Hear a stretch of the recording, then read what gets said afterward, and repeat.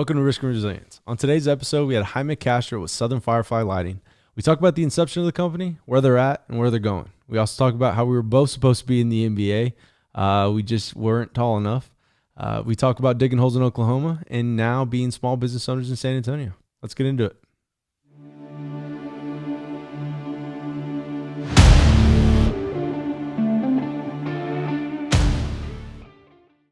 All right. Risk and Resilience welcomes Jaime with Southern Firefly Lighting. Welcome, Jaime. How are you doing, man? Great. How are you today? I'm doing okay. We start every episode by asking what you wanted to be when you were a kid and where it went wrong.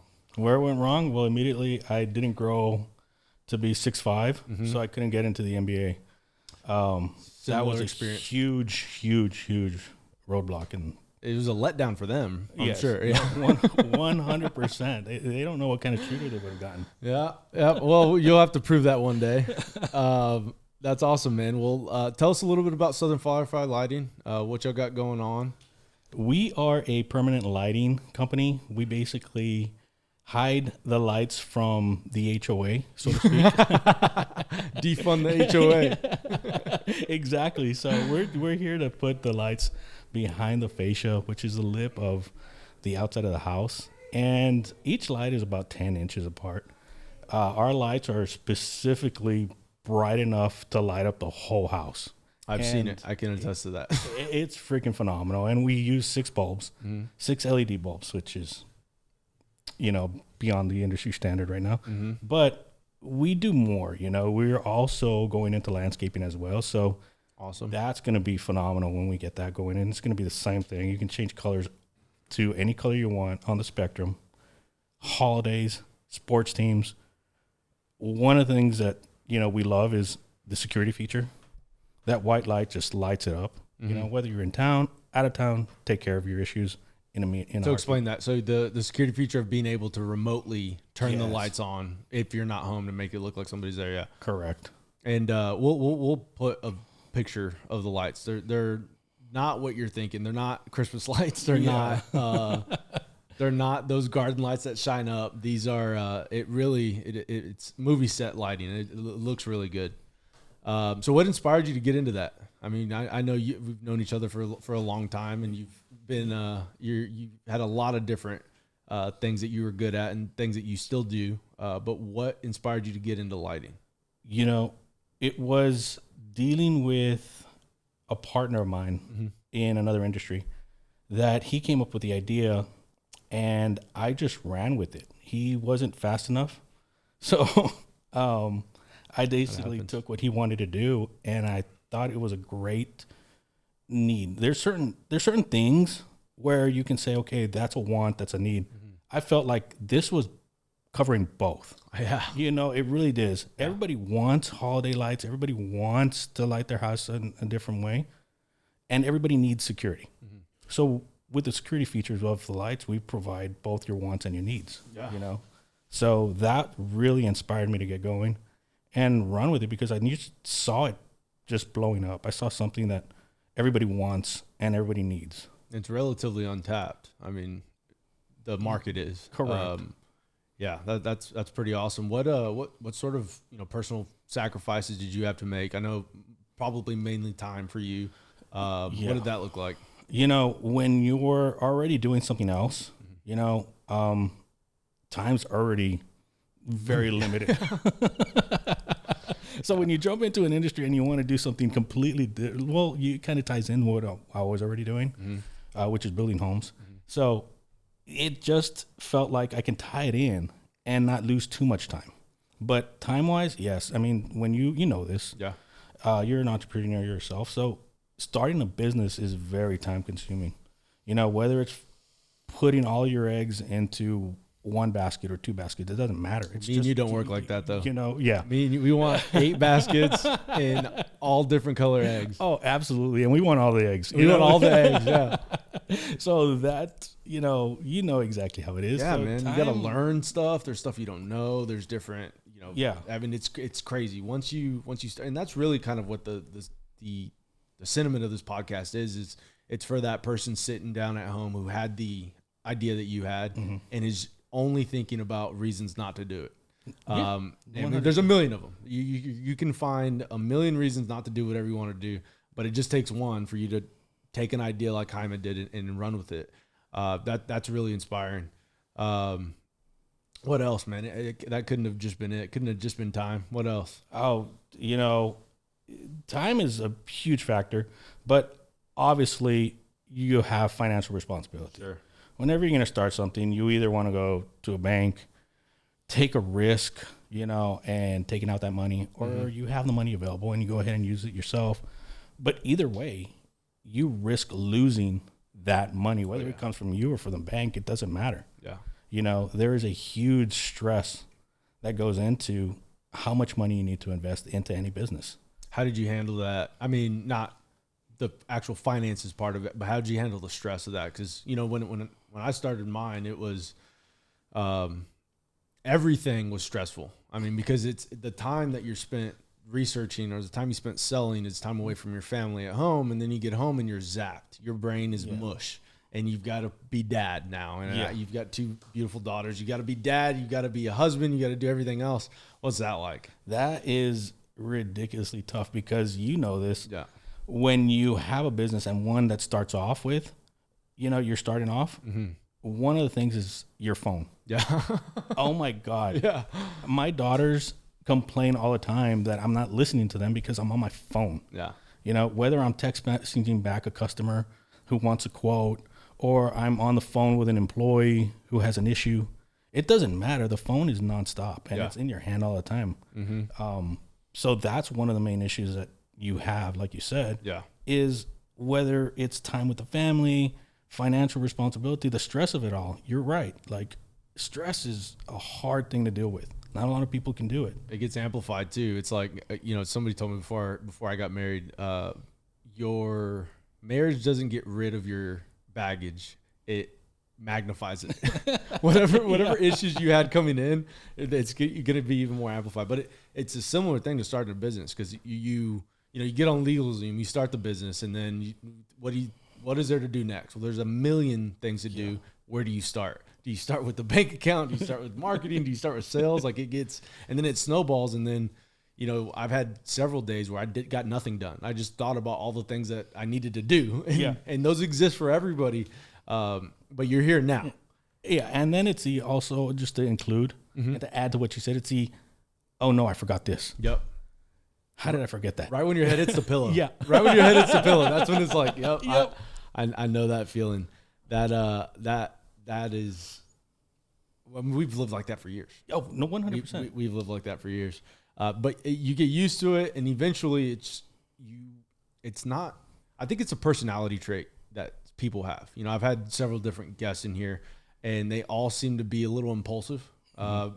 You kind of have to be a little bit delusional, but mainly determined and disciplined. I mean, I think that's, how I would define resilience, but that delusion of, me, I've got a roofing company, the thought of me going up against 25-year brick and mortars is crazy. Yeah. And it's not something that makes me feel good to think that I have to compete with those guys, but it's there, and I got over it, and we're competing and we're doing well. What sort of market or industry specific problems did you face coming in? Was it supply? Because it's still relatively new. Like, they're still coming out with the technology behind it and streamlining it. Yes, it is. And one of the most difficult things is supply. When you're depending on somebody else to get you what you need, it's one of the most difficult things you can deal with. And it's, frustrating. Yeah, I can only imagine. Having to actually make that trip, and I've made that trip before just to get my supplies, because I can't count on shipping to get here on time. Yeah. It's one of those things. Or we don't have this much of this right now, but we can send you this. It's those issues. Yeah. And those are the issues that you deal with when you have a distributor. That's one of the things that I'd like to eliminate, honestly. But at this point, though, that's the difficult thing to deal with. Yeah. I mean, you talk about time. I mean, from where your company's at right now, or this company, is your everything. Your admin, your customer service, you're the sales guy, you're invoicing, you're doing all that. I can't imagine how tapped you are there to even think about eliminating the supply chain issues. Seems like you got your hands full already, but you're getting it figured out. I mean, y'all are pumping out, y'all are putting some lights on houses, and we love seeing that. Yeah, keep going. I'm sorry. No, you covered it all. Cool. Well, what we've got, the time is a big risk. It's a big risk for everybody. The finances are pretty big. The supply chain issue is there an end in sight for that? Is there? As of right now, there isn't. It is what it is. I've got to deal with it, but they're getting better. Mm-hmm. They're a lot better at it. I do see where we can work together, and I've been working with them closely to try to eliminate some of those things, just so that we can get over some of the humps, when you're a new business, you want to eliminate as many humps as possible. And if I can get in there and help because I do have experience with other things. Mm-hmm. This isn't my first rodeo in business. As you know, we've done things together. So helping them eliminate that only helps me. And they've got other vendors also that they deal with. And, I don't know how much input they're taking from them because, once again, I'm just one. So it's one of those things where if I can help in any way, I'm going to. It's important to say that your supply chain issues are self-induced because Correct. You want to put out a superior product than what other people have. Mm-hmm. So that's a good thing. That's a selling point in itself. Yeah. That's something that I want to say that listeners can hear, that it's not that you can get lights. You can go buy a bunch of Christmas lights and staple them to your soffit if you wanted to. Yeah, exactly. But when they see your pictures, the pictures of houses that you've done, compared to some of the other ones that are out there, it really speaks for itself. But that it's a testament to your company and to you and your personal character of wanting to deal with the stress, because you could very easily find lights to put on. Oh yeah. But if they weren't the quality or what you were selling, why would you want to do that? Exactly. And that's one of the things, you call it a good problem. Yeah. It's a really good problem to have when you don't have enough because you're running out. Mm-hmm. If that's true. I mean, honestly, right? You're doing your job. We're doing something right. So that's important, is that we're pumping out enough lights to where we're like, okay, I need more. Give me more. Give me more. That's a good point. And I'm sure as you continue to grow, that's going to be good. You told me a funny story about somebody that used to work for you. What's the risk like of hiring? And because I've taken some risks on some people. But explain the story. Oh my God. Well, it is a funny story because sometimes, and I don't blame, it's hard to blame generations. Yeah. No, it's not. I don't think this one. Hey, my generation is completely at fault for this. So it's one of those issues where you're saying, I immediately go to my wife and I tell Lena, it's this generation. I just don't get it. It's this TikTok generation, Instagram, instant gratification. I put out a post and I want 1 million hits and I'm going to make $1 million this month. Mm-hmm. It doesn't work that way for everybody. If you were able to do it, congrats. I mean, and there's people that do it, that quite honestly, I'm like, damn. Yeah. Yeah. No, I can't believe agree, yeah. And so it's this, and this is where I run into the employee who just wanted everything up front. Mm-hmm. He didn't really want to work for the money. Mm-hmm. So it was one of those issues where he was asking to go door knock, hand out flyers, and it was a certain amount a day, and he asked if he can get that all in advance. I basically told him, you know what, I don't know what company does that for you, pays you a month's salary in advance before you start to work. I told him if he could just go to McDonald's then, tell them what you want to do and try to figure out whether or not they'll hire you on the spot. And if they say yes, I'll do it. If you get a yes anywhere, I'll do it. The audacity is, I mean, I've hired some in what we do, what this podcast is based off of, people who have to go out. We get our own business. Yeah. We're our marketing teams. We're everything. We have to go out and get our own business, whether that be door knocking or anything else. And there is a huge disconnect. And I'll say it, my generation. I mean, my generation and the one directly following me. It's almost like they're not real people. It's like that's a whole other podcast.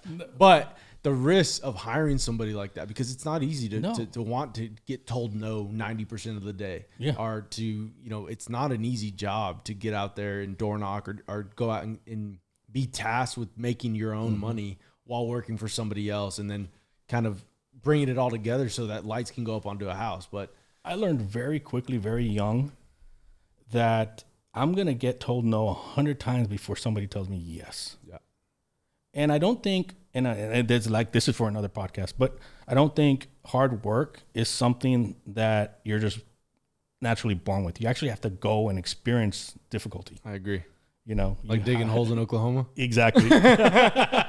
100%. If we needed to get in a trench, we got in a trench. We got the job done. We did whatever it took. Absolutely. We did not care if you did not want to go to work. We knew how to do your job. Absolutely. That's that's part of why, I wanted you in here. Because I've seen you in holes. I've seen you, we've had good times. We've had some pretty rough times. But it's good for you to be back. Both of us are back home. Yeah. And we're building this up. My own thing and your own thing. It's awesome, man. Well, I think that covers the risks. I mean, it pretty much covers everything. We're going to take a quick break, and when we get back, we're going to go into resilience.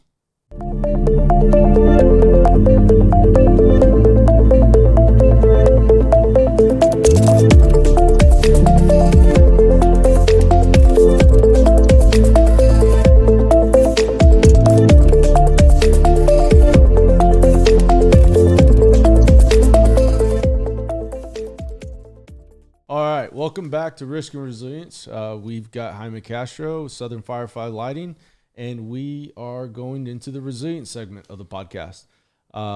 So what sort of, challenges or setbacks did you face? I always say after LegalZoom, right? Yeah. Company's a good idea until after LegalZoom. Yeah. After LegalZoom, you're like, oh, where the hell do I start? Hiring, right? Yeah. That's a big one. Installations. Yeah. Finding the right installers, not to just find them. Mm-hmm. You got to find the right ones, the ones that actually care about putting a good install together. And those were the challenges. Mm-hmm. That was the biggest challenge I had.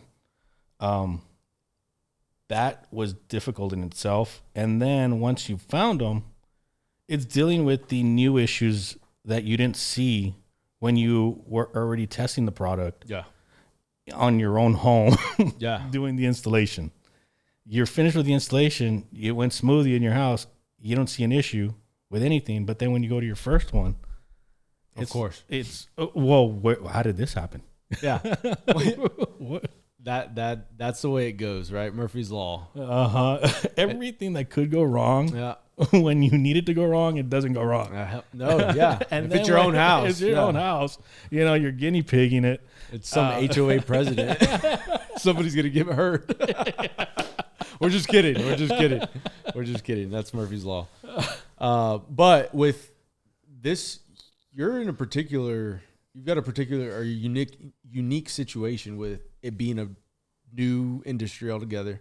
The actual material is constantly being updated and changed. What sort of problems is that presented? Keeping up with the times is huge. So with the app development, I've got to give it up to the distributor and the app. They've constantly, just through this time that we've been open, have updated the app probably 6 times. Wow. Just to make sure that we're still above and beyond, and that's been key, is because the app is extremely user-friendly. And keeping it that way and having to add more to it and being able to do more with your lights, that's significant in itself. It sounds like a lot of nerd work going on behind the scenes. I can only imagine. That's like a completely different language to me. Oh, 100%. So you're still kind of in the thick of it, right? You're still like, you haven't really broken out yet, but you're in the resilience part now. So what's that like to be, because we've started companies together, successful companies that made a lot of money. And we never stopped. Nobody ever stopped us when we were building it. It was just like when the money finally hits your account, and then you're sitting there like, what the hell did we do? How did we get here? But it's really cool because you're in it right now.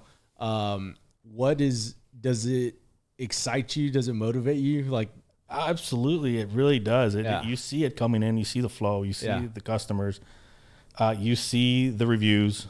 You know, I wish more customers would click that Me too button and give us the 5 stars. Me too. It's hard to take time away from that for sure to do stuff like that. And I understand. But yeah, when you're in the thick of it, you know, it's exciting. It's invigorating. Yeah, right? It's you're just like feel young again. Yeah, you know, I've always said, and we've done this because, like we said, we've ran successful business together, and when we stopped liking it, you and I were just like, this isn't fun anymore. Yeah. You know, why do we still want to do this? Why do we want to do this? And that's where we're at right now. I love what I'm doing. I love the challenge. I love seeing the expressions. I love getting that phone call. Hey, I love the lights. I just wanted to call and let you know. Yeah, you know, that's it's like, cool. Really? Great. You're kind of solving problems people don't really know that they had. I mean, with the security features that it gives, but it's such a new thing. Like whenever you see a house that has it, you stop.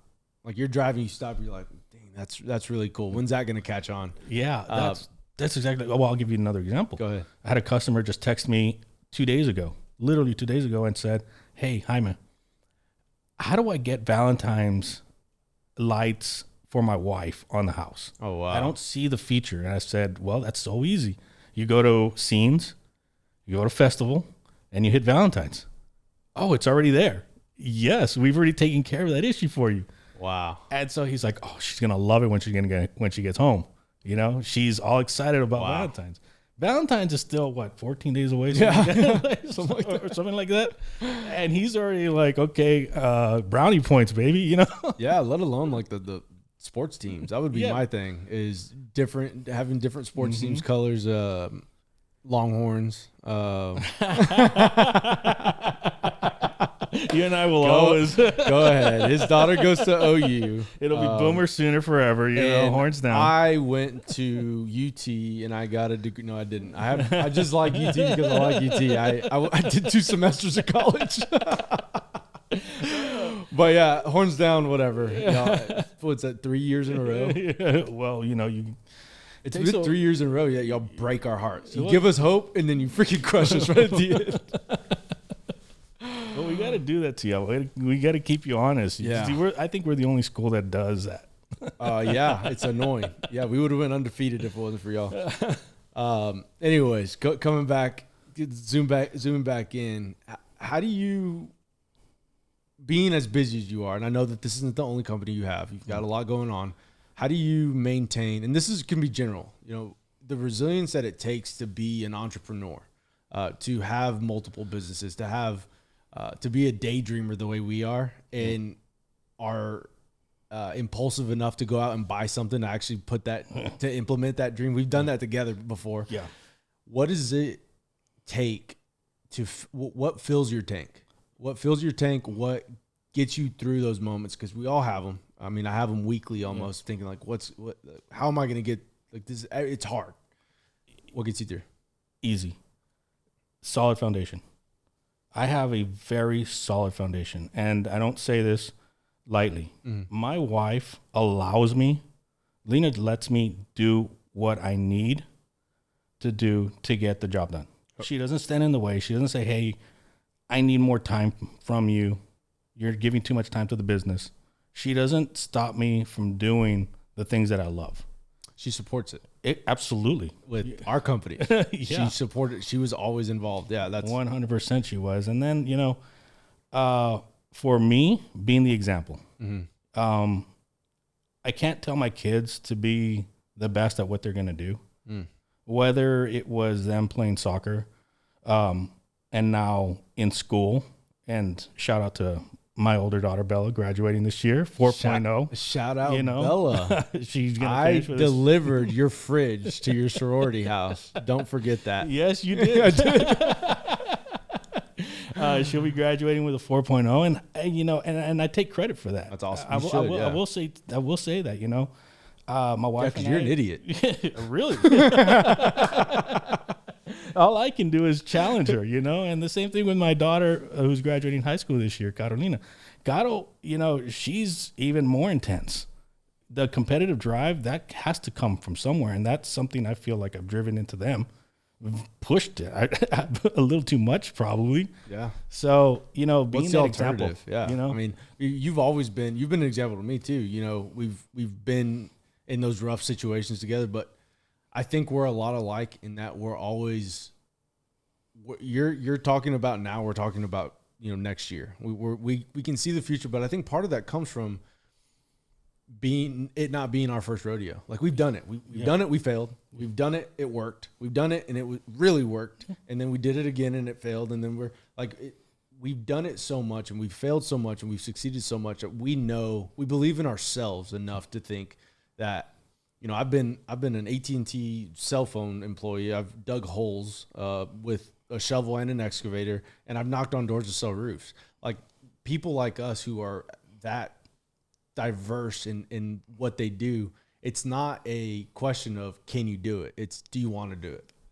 Yes. Do you want to do it? Where other people who I hope are sitting at home and they're hearing this will do it. Just do it. You're going to think of a million reasons not to. Absolutely. And if I can interject. Go ahead. Go ahead. I'll give you the biggest example of that is these lights. They're not something you can't freaking figure out. Mm-hmm. I had a friend that actually, and he's a really good friend, someone that I went to college with, calls me and tells me, "Hey, I can't believe you're doing these lights. These are incredible." First thing out of his mouth, "This is what I wanted to get into." No way. Yeah. He says that to me. And he was like, I just couldn't figure out how. And I couldn't figure out the financial part. And there's other things that I just was holding me back from actually jumping into the pool, feet first, just diving in there. Yeah. And saying, let me get into business for myself. Yeah. And like you said, we jumped into that water, not knowing whether it was shark infested. We ask questions when we're in the water. Exactly. And we brought margaritas. That's exactly right. So there's people out there, like you just said, that say, hey, I want to do something, but they never take that leap. Yeah. You and I have always been, let's just jump in and let's see what happens, For better or for worse. For better or worse. We're going to jump in. We're going to take that risk. But nobody's going to tell. I mean, life is too short to fall in line. It's too short to fall in line and be a number on some big multi-billion-dollar corporation that doesn't care about you, that hired you, that you've never even met your boss. There's risks involved. Like everybody thinks, working for yourself that's so awesome. I want to do it. I want to do it. Do you? Do you want to do it? Do you know what? Do you know what that means? Do you know what it means to say, I want to give it? Because there's a lot of security working at, in AT&T. They get away with a lot of stuff. Oh. Any big corporation you pick, there's security in being such a small number that you can get away with stuff. But when you go out on your own, now you're the boss, you're the admin, you're customer service. You have to do all of that. Yeah. And part of getting there, and me and Jaime we weren't born this way. Like you said, it's not something that you can just have. No. We got this way by being a little impulsive and getting results from it, but a belief in yourself, and I would say discipline over everything else, because motivation's fun. Motivation's a fair weather friend, though. Yeah. It's like drinking caffeine. It's going to go away. Like when you want it to be there, it'll be there. But what you can count on every single day is discipline. I'm going to get up and I'm going to go to work today because I'm going to get up and go to work today. Mm-hmm. It's not a question. It's not we don't talk ourselves into things. Me and you are working. Even when we're not working in the same industry, I call you in the morning, you're up just like I am, and we're getting after it. That's a character trait. People depend on you at this point. Yeah, exactly. Oh my gosh. You know what I'm saying? Checks. It's not just you're working because you're working because you're dependent. You're that person that they depend on. Absolutely. No, now you're the person that everybody depends on. You know? Yeah, and they're wearing your company on their shirt. Yes. And you have to sign their there's the weight of that is a lot. That isn't to talk anybody out of starting a small business, but it is to say that when you see a small business owner, give him a hug. Give him a hug, because my goodness, he's going through it. But no, in all seriousness, it's you're trading the stress for one for the stress of another. Do you regret it? No. I wake up every day. Yeah, I love what I do. Being you and Lena, I can attest to y'all's relationship. Y'all have always had an awesome relationship, and to see that, how y'all, she's kind of included in everything that you do, and she supplements and she helps and she supports you. That's really awesome. No, without question. And again, I don't do anything unless she's 100% sold on it. Yeah. Like, well, it's a tough sell. You know, it's a tough sell. Lena is a tough sell. I don't even think she's sold on me yet. So it's one of those things, right? I can't do it unless she's 100% in. And then honestly, it's not for lack of my own trust in myself. It's the fact that I trust her so much and her decision making that she says, this is genius. Let's go do it. I'm even more excited. You know, I don't have somebody on the background thinking I can't succeed at this and this isn't a good idea. You know, it's just somebody that actually is all on board and all in on something that I want to do. How much credit do you give? So if without Lena, because the reason I'm asking this is because somebody out there who's listening to this right now has a mom or a dad or a husband or a wife who has told them, like, that's stupid. Like, no, just fall in line, go to work, go sit in your 9 to 5, get your paycheck and be happy. How much could you have done it without her?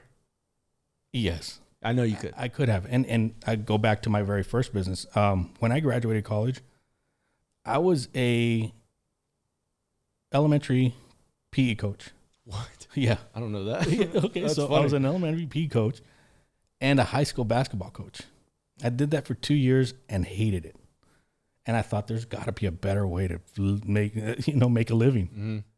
So I started a title company, and that was just all there for me to take. And it was a realtor that said, "Hey, I can get you the people." So I surrounded myself with smarter people that knew the business, people that actually could run the business. And I sold that business very, very nicely right before the market crash. But again, it was something I knew I wanted to do because I hated being a coach. I didn't like waking up and not loving what I do. Was it more about working for yourself, or was it just that specific job that you didn't like? It was working for myself. Yeah. Because part of what I didn't like about it was working for the head coach. Yeah. I didn't like getting there after school, not leaving till 10 o'clock every day. Yeah. We're not assistants either. Yeah. Our personality type, we're not assistants. Yeah. You're always thinking I can do something better than this person. That doesn't work with us. You said something that I think is incredibly important. And it goes back to my question with you. Somebody's listening to this who has that negative influence on them, but who you surround yourself with, and the people, like, a buddy of mine says thousandaires hang out with thousandaires and millionaires hang out with millionaires. And if you're not a millionaire, you need to hang out with millionaires. You need to be, that's scary. It's scary to put yourself out there and be exposed to people who no, we're just not the same. Yeah. But when you get over yourself and over your ego of being like that, you get in front of people who can open doors for you, so that you can do what you want to do. But it all goes back to who you're surrounding yourself with. We all have friends that we know aren't good friends and we shouldn't hang out with them, and we hang out with them anyways. And then we're wondering why we're bailing them out of jail again at 2:00 on a Friday night. It goes back to who you surround yourself with. And, you've been somebody I've surrounded myself with for too long. What's it been now? What? 6 or 7? Yeah. No, 8 or 9 years now that we've known each other. And what's funny is I love this about us. we go back so far that we have the same meeting place. Yeah. Every single time. When I text you, it's like, yeah, you want to meet up? Yeah. Same place? Yeah. We don't even have to say where, we know exactly where we're going to meet up. We're not going to say where it is because there's no free sponsors. Right, Alyssa? No free sponsors. Okay. We will tell y'all later. And if they want to pay, they can get the ad. But, no, man, that's great. I first of all, I cherish you and our friendship that we built. We've been through a lot together. Same here. I think we've got some good stuff here. And again, hopefully somebody somewhere is listening to this and doesn't think that we were born like this. No. We're bruised, we're battered. We need hugs, and we're still doing it. We're gonna get up and we're gonna do it again tomorrow, and then again the next day. And to what you said, I mean, my mom and dad, I love them to death, but they weren't my biggest fans. Mm-hmm. They were the ones that saying, "What are you doing? Why are you doing it? Yeah. Why would you leave a secure job?" Yeah. They've been educators 30, 40 years. Wow. They live a very good life, but it just wasn't what was meant for me. That's generational too, because it's funny you say that. It's like the generation before your generation those were the hustlers. Yeah. They were the hustlers. They were the ones that were going out there building the company and then left it, to some, we can beat this out, to some shithead who was at a silver spoon in his mouth the whole time. And then it eventually fails. Now it's up to us to be the hustlers again. Yeah. For that legacy for our kids. It's like, it's cyclical where I can see, my mom was the same way. She's been at AT&T for 25 years. I pick on it a lot. But I worked there for, I think I lasted a year. I could not stand it. I couldn't stand my boss. I couldn't stand the people. I couldn't stand, the office setting and then being a number and then having these sales meetings where we got to talk about how your pitch needs to, it was just, I hated it. I'd never been more miserable. And I've had to work in a prison before. That says AT&T's a great company. I'm sure it's fine to work there. I did not want to work there at all. It was not for my personality. As a matter of fact, I left AT&T to go dig holes. That's when I got into underground. I literally went from I left. I quit. And then I went to go dig holes, and that was so much better than working at AT&T for me. Yeah. But anyways, I think we've got enough covered here. Anything else you want to add? No, nothing whatsoever. Cool. Where can the guests find this who want these awesome soffit lights? Everybody, please go to sofirefly.com. sofirefly.com. Yes. Okay, we'll put that in the description also. And shoot me a text, 210-239-7145. And y'all also have Facebook. And we have Facebook, Instagram. Okay, cool. TikTok. There you go. All the social medias. Got them all. We'll link in the description, and then we'll put those at the bottom. But Jaime, thanks so much. Southern Firefly is a great company. You really got to see their lights, and I can attest to this guy doing the right thing. But that's it, man. Thanks for coming in. Thank you for having me. This was fun. Of course, man.